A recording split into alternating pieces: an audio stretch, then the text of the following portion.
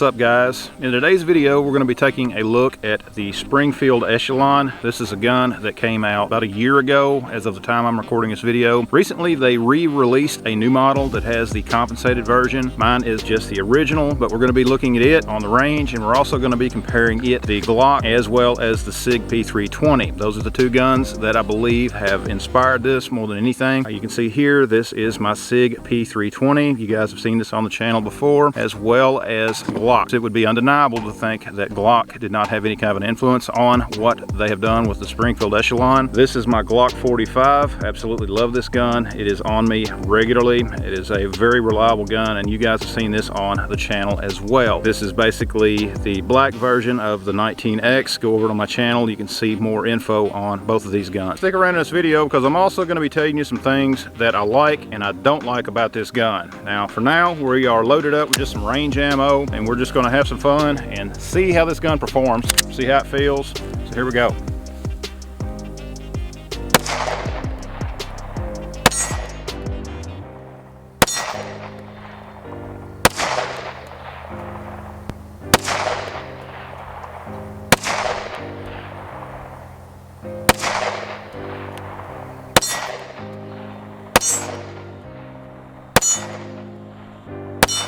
The gun feels good in the hand. For me, I have to go to about a little bit of a 6 o'clock hold. I have a tendency to shoot this gun high for some reason, but that's not an issue. It just takes a minute to get it lined out. One of the things about this gun as far as the grip is you do have that little bit of a gas pedal, that texturing on the front where you can help lock in and keep that gun flatter and help you manage that recoil better. I've got the large back strap on this gun, so it does feel the hand real well, gives you a good grip on the gun.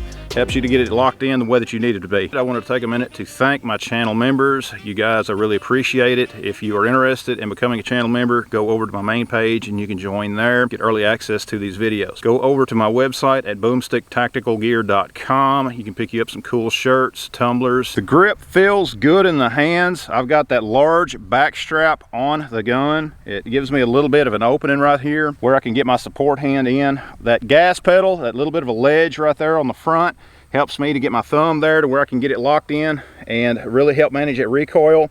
Taking aim on target and pressing the shot. You can see the gun does keep the muzzle down. You know, it helps to keep that muzzle down with that little bit of gas pedal. And the recoil is very manageable with this gun. Now, just to show you that trigger, if you can see, you've got just a little bit of take up on that trigger. If I can get you guys where you need to be. A little bit of take up on that trigger, you hit that wall, you begin to build pressure, press through that wall, and the reset is very crisp. It does feel like a well broken in Glock trigger in my personal opinion. Again, you got that take up, you hit that wall, you build that pressure, and that reset is right there. You know, some triggers, I'll have to say, there are guns out there. I really think that the Canic, if you've seen a previous video that I did, I do believe that the Canic has a little bit better trigger. However, this is not a bad trigger for this gun.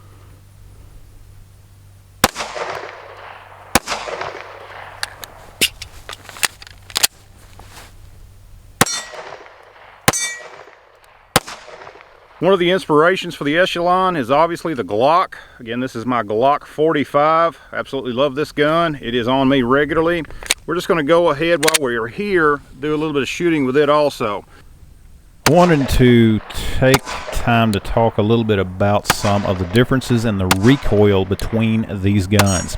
When you shoot these guns back to back, there is a little bit of a noticeable recoil difference between my Glock, between the Echelon, and then between the SIG P320. And of the three, the SIG P320 has the most muzzle flip. There again, it's nothing that's not manageable. It is just something that I do notice when I am shooting these guns back to back, just like what you see here in this video.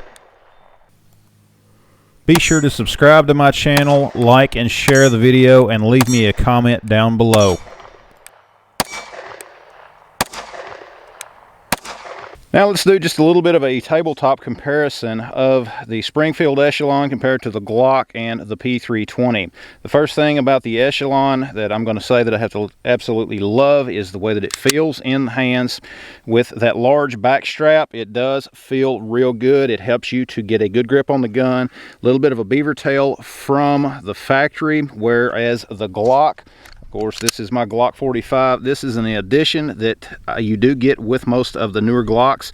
You can add that to help you have a little bit of a beaver tail there to keep that grip down where it needs to be. The SIG P320, which between the SIG and the Glock, that is where the inspiration for the Echelon came from. That is very obvious in the design. Now you can see here with the SIG as well, there is a little bit of a beaver tail there.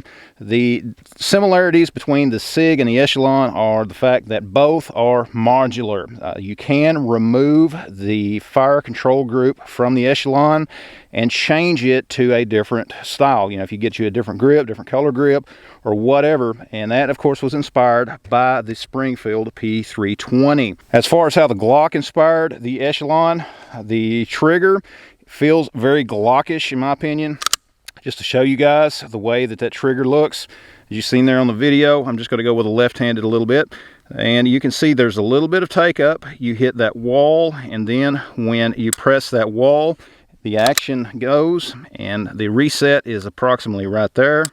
You can see it does feel like a very well broken in Glock trigger. There is a lot of similarities between that and my Glocks. Some of the Glocks that I have where they have plenty of rounds through them, the trigger on them are great, and this feels very similar to those. You know, well broken in Glock trigger compared to like the SIG. You know, the SIG, I'll have to say the trigger on it, a little bit spongier.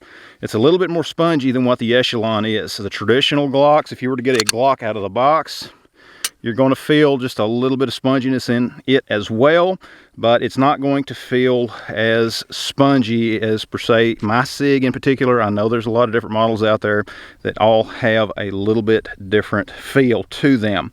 Now, one of the things that I'm going to have to say that I am not the biggest fan of, I think that it works for the gun, and that is the sights. Okay, you can see here you've got that high-vis sight, and I've got another video on my channel to where I actually show you guys a comparison between the sights on this and the XS big dots that I have on my Glock 45 on my channel during very low light. And you can kind of see, check that video out and see the difference between these two.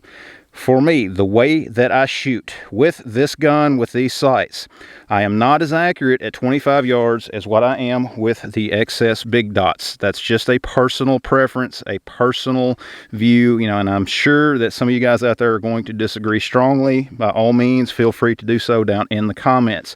But for me, there again, and I use the XS big dots regularly, and with these sights, with that high-vis front post, and that little U in the back, I have a tendency to not stay as accurate at 25 yards, as I mentioned earlier, as I do with the XS big dots.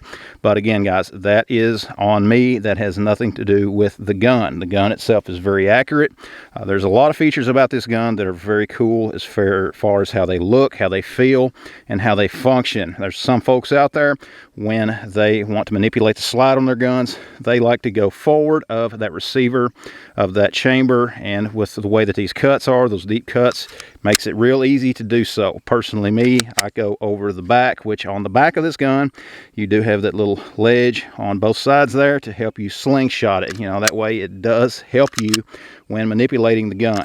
It feels very smooth. It's a very nice action, and I like the way the gun looks. I think that is a real good way that it looks. Now, one of the things that I think that it has an advantage over the SIG P320 is the simple fact that the bore axis on the Echelon is much lower.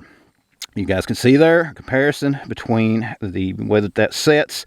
You know, that beaver tail is obviously where it's going to set in your hands.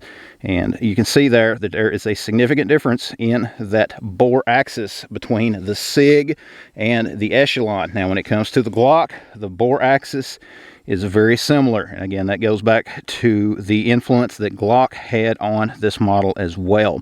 I think that did a very good job as far as looking at what everyone liked and did not like about the SIG and the Glock, and they blended it very well in the Springfield Echelon.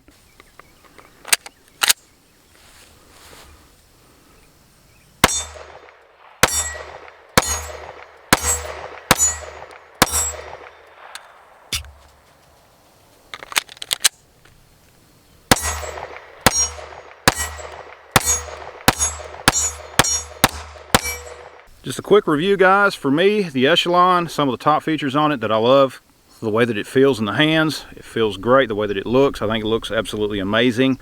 And the cons, I'm going to have to say that I believe that the cons for this gun, the first for me is the sights. And there again, guys, it's nothing against Springfield. It's just the fact that I've spent a lot more time working with the XS Big Dots than what I have with the Echelon sights. That's a training issue. That is not anything to do with the gun. The gun is accurate.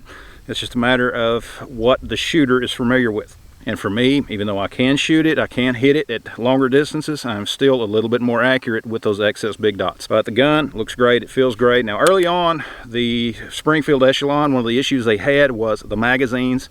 I think it's something that they've gotten resolved by now. I'm sure that if many of you guys have seen some of the older videos out there about this gun, you've seen where the magazines were basically exploding. You know, a lot of that had to do with the base plate coming off of them and it just spilling out the ammo everywhere.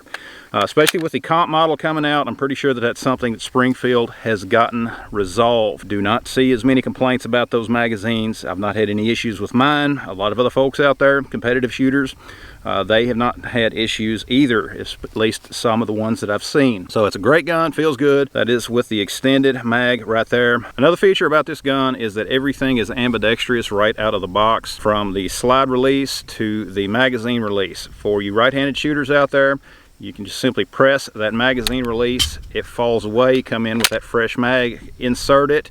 And then for you left-handed shooters out there, it's the same principle, because you have a mag release on the right-hand side of the gun, which you can simply grip, release that mag with no problem whatsoever. If you have a situation where you are at slide lock, again, my preference, personal preference, guys, if you are at slide lock, my personal preference is to slingshot that gun, come up over the top, particularly in a self-defense situation. You want to minimize those movements and you're going to lose fine motor control. However, for you guys out there that like using that slide release, you have it both on the left-hand side of the gun for you right-handed shooters out there. Yes, I know I probably shouldn't do that, but oh well. And then on the right-hand side of the gun as well, right there, press it and it releases. So being fully ambi, I think, is another strong positive for the Springfield Echelon. Guys, hope you liked the video. Let me know in the comments below which of the three guns you would prefer if you were going to carry one. I'd love to hear from you guys. Let me know your opinion of the sights. I'd also like to hear about that. If there's anything that you like about the gun, anything that you don't like, leave those down in the comments below. Thanks for watching, and we'll see you next time.